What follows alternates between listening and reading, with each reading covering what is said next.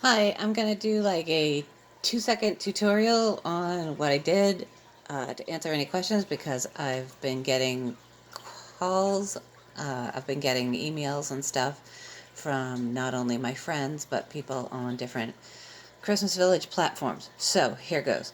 So this is my lake. All I did for that, whoops, all I did for that was I used this carving tool that I borrowed from a friend. It's from the Hot Wire Foam Factory, and it comes with this nifty, it comes with this cool gadget. And then there's another one. This is my cheaper version. I'm going to show you. You know, it's got that, but it was a different one. Mine is just like a couple of dollars. Anyway, so you use that, and then I use this, and so I turn it on, and it gets hot really, really fast, like right now fast, and I can move these in to carve out spots. Ooh, it gets stinky too. So it's hard to do this with one hand. It's hard to do this with one hand and videotape, but let me try. So I can just do like, you know, that kind of thing, any kind of swirls. It's great for the edge. I can do this. I just sort of wiggle it around, and when I take that off of there, with that beautiful, beautiful edge I have on the piece. So I did all this carving with that, with the foam cutter, and then I used a dark blue kind of, well, you can see like little spots of it still. I used like that color blue, and then I used a little bit lighter of blue, and then even all this on the top here for the waves, that's just a lighter shade of blue. It kind of looks like it's white, but it's really a lighter shade of blue. And then lakes are darker in the center, so I put some dark colors in the center there. So that's my carving that I did, and I did it there. And somebody asked me what did I put on these mountains and stuff. I forgot to say I used moss from the Dollar Tree store. And then I made a little, because everything should be able to walk from one spot to another, I made a little bridge out of kebab skewers. And then this back here is another mountain. So what you do when you make any of these, the same process I used for this. So you use the dark color first, the base color first. So in this case, I used black. It doesn't look like I used black because I do so many other layers.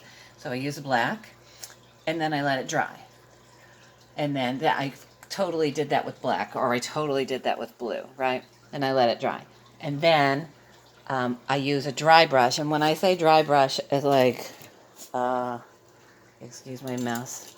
So you have like a stiff brush, and you're going to dab your brush, and then you're going to do a lot of pouncing. This is not the right kind of brush at all. It needs to be much more hard bristle stuff.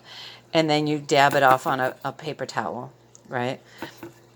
And then you're just going to lightly, like go over, very lightly hit the different spots, highlighting the different things, and then you let it dry.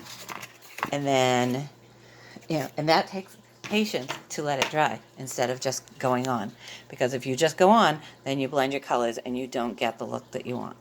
So I did the dark, and then I did a lighter shade because the first blue I used was almost like an electric blue. I didn't like it. So then I used like a deeper blue.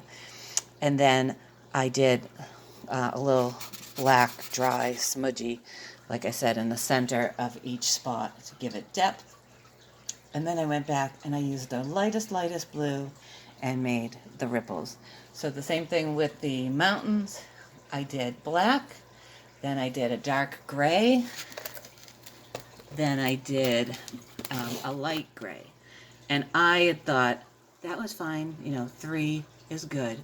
But then I watched another tutorial because I watch tutorials like I'm going crazy. And then it said, rocks have some greens, they have some grays, some yellows, things like that. So I went back and did just a little bit, just a little sparse here and there, very lightest brush you can imagine, of color, of some greens. And that really brought out some more color to it, some more depth to it. I loved the way this came out, that I didn't hit all the way with the light gray. I did it, I left the black the way it had been, so it gave it much more of a really cool edge to the rock, like a sharper look. But anyway, that's the way I did my stuff. For some people, or what my original plan was, is that I was going to be filling this with, they have a thing called water effects, so I was going to fill this in. But we've decided that, less is more. It's cheaper, it looks good, it does its thing, and that's what I'm going with this year. So that's how I've started my project. And then this table is crazy, so this is going to be finished here. It's going to be like a farm area. And then I have all of this to do. Like I said, excuse the mess. And then I have so much more to do. It's just crazy styrofoam madness. There's going to be an extra table. So that's my story. I'm sticking to it. And I hope this helps anybody that wants to do, even if you do like one box, and just carve that up. It just is a really fun project, and I'm having a blast, and that's it. Thanks.